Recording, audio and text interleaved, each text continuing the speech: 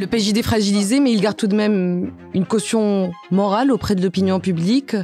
C'est l'idée que vous développez dans l'un de vos billets. Je rappelle, Aziz Boustek, que vous êtes directeur de publication de Panora Post.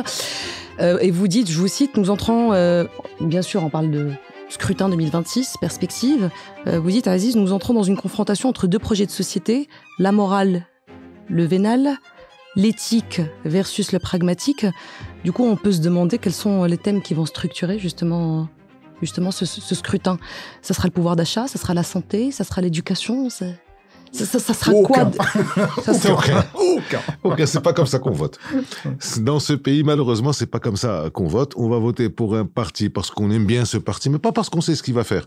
Le pouvoir d'achat, c'est pas une question qui préoccupe aujourd'hui nombre de Marocains et qui pourrait clairement orienter leurs intentions de vote. Maintenant, à la décharge de notre électorat, de nous-mêmes, et avec le 2026, peut-être qu'on va dire au RNI, tu as dit qu'on méritait mieux, tu as dit que tu allais faire. Mais bon. L'État social aussi.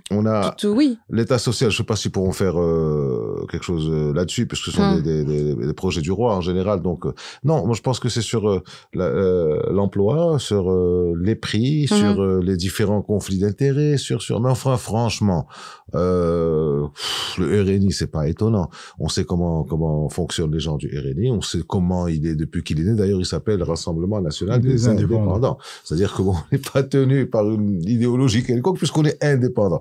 Et tu te rappelles de comment ça a été fait en 76-77. C'était des indépendants qui avaient été élus au Parlement et puis que Haussmann avait rassemblé. Ça donnait le Rassemblement National des Indépendants. C'est tout. Ça fait et qui reste quelque part. Donc on n'attend pas grand-chose maintenant. Pour le PJD, alors c'est très compliqué cette histoire de PJD. Sur Ben Keren, c'est très très compliqué aussi parce que il était là quand même pendant.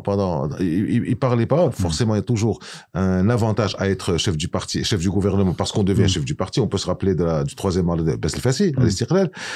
Bien entendu. Il aimante, il attire. C'est un aimant qui attire toutes les ambitions, donc forcément. Mais Abdellah Ben Keren était là pendant le vote de la loi sur l'éducation en 51-17. Il était là pour la signature de l'accord tripartite. Il était là, il disait des choses. Abdellah Ben Keren avait donné son onction à la signature de l'accord avec les Américains et les Israéliens. Il avait donné son onction. Je dis terme onction pour revenir un peu à la religion. Donc Ben Keren était là. Et puis, il faut dire qu'il a été énormément aidé par le fait que Saadine Latmani a eu la sagesse de comprendre que j'ai fait mon temps, j'ai servi en tant que chef du gouvernement, je m'en vais.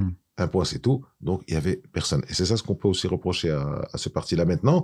Oui, il y a le moral et le vénal, parce que le PJD, on peut dire ce qu'on veut des gens du PJD, au niveau intégrité physique ou intégrité personnelle des différents élus, ministres, etc. Il n'y a pas eu de scandale, sauf peut-être des exceptions qui confirment la règle. On peut être sur le côté moral. Ils défendent ça pour éviter la religion. Par l'affaire Amkras, déclaration, CNSS, oui, d'accord, mais c'est pas mortel, quoi. Ce qui est pas bon, c'est un conflit d'intérêts sur tous les trucs. Il a fait une bêtise. C'est vrai que c'est une bêtise, mais enfin, c'est pas ça qui va tout remettre en question. Pardonnez-moi, Aziz, je vous ai coupé parce que il faudra qu'on voit un petit peu aussi les perspectives pour le scrutin 2026. Vous êtes revenus tous les deux sur les accords d'Abraham. La cause palestinienne, tiens, il y a eu ce discours du 1er mai de Abdellah Ben Keren. Aziz, qui vous a particulièrement agacé. J'aime pas me faire traiter de hamar.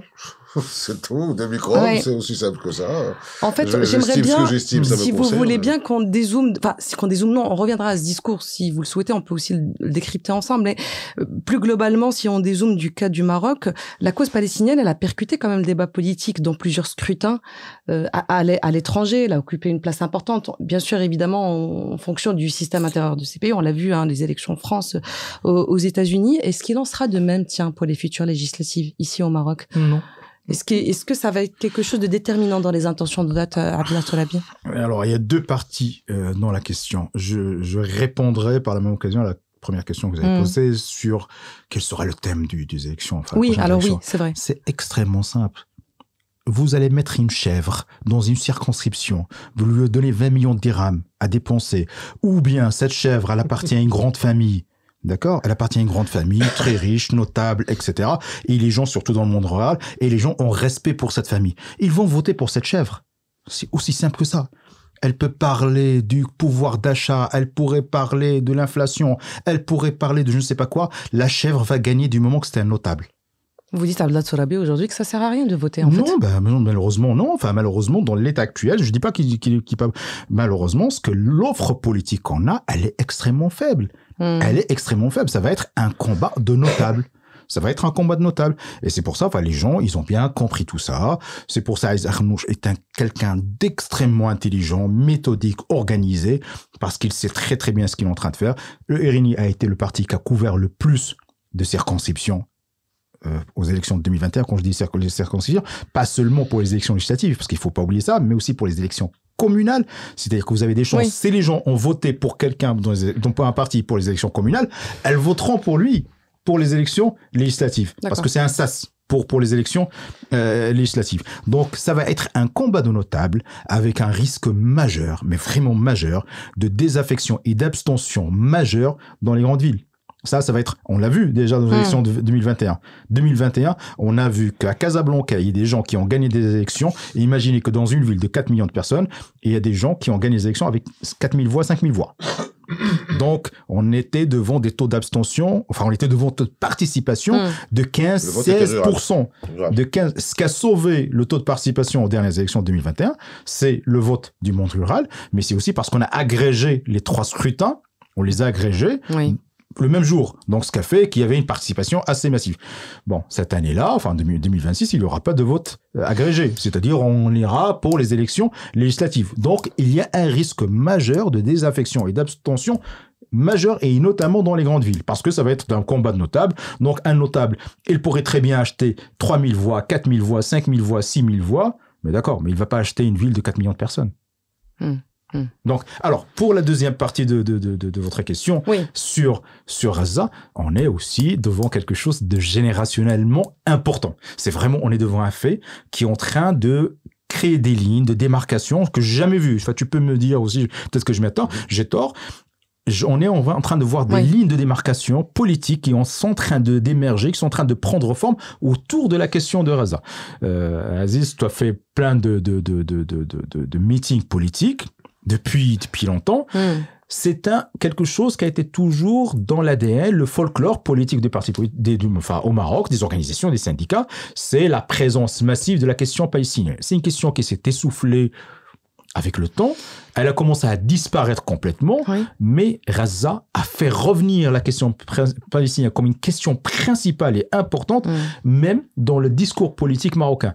Et là, on se retrouve avec des courants complètement différents, où l'on voit pour la première fois un courant qui est en train d'émerger, qui considère la question palestinienne comme complètement secondaire, sinon une question, si une minorité, une petite minorité, comme quelque chose qui serait nocif pour les intérêts du pays. C'est un problème fédérateur, un problème mobilisateur pour le monde entier, pour le Maroc en particulier, qui a toujours eu un rapport assez particulier à la Palestine depuis les relations orageuses entre Hassan II et Yasser Arafat. On s'en rappelle. J'avais même appris un terme l'arabia avec Hassan II. Le takhbab daro. Tu te rappelles de ça? On a toujours eu une relation très très épidermique avec la Palestine. Maintenant, bon, c'est normal. Ben Kiran, qu'est-ce qu'il a? Le conflit d'intérêts, donc attaquer. C'est ce que faisait Ilyas Omari avec Ben Kiran. Au lieu de dire ce que moi je vais faire, je dis ce que toi tu fais mal. D'accord? Donc, le conflit d'intérêts, le Kada, Aziz Arnouch prête les deux flancs, ma chère, un flanc, parce qu'il communique pas, il se défend pas. Donc, t'as, bien sûr. Et quand il le fait mal. Il le fait très mal, vaut mieux qu'il le fasse pas. Après, c'est Gaza, forcément. Alors que Gaza, bon, on n'a pas si on voit d'un point de vue diplomatique, on est bien avec l'État d'Israël, peut-être pas avec ce gouvernement, mais avec l'État d'Israël, comme on est bien avec l'autorité palestinienne. Et même Ismaël Haniyeh était venu au Maroc à l'époque de l'Ottomanie, et il avait dit Sa Majesté, il y a beaucoup de choses à faire, etc., etc. Donc, à la limite, c'est pas. Maintenant, je voudrais revenir à cette question électorale. C'est pas loin, c'est pas loin, Bouchara. Pourquoi? Parce que ce que dit la dure et cruelle prémonition de Abdallah Tourabi est vrai, c'est qu'il y aura une désaffection totale, et s'il y a une désaffection totale, les mêmes vont repasser avec les mêmes méthodes.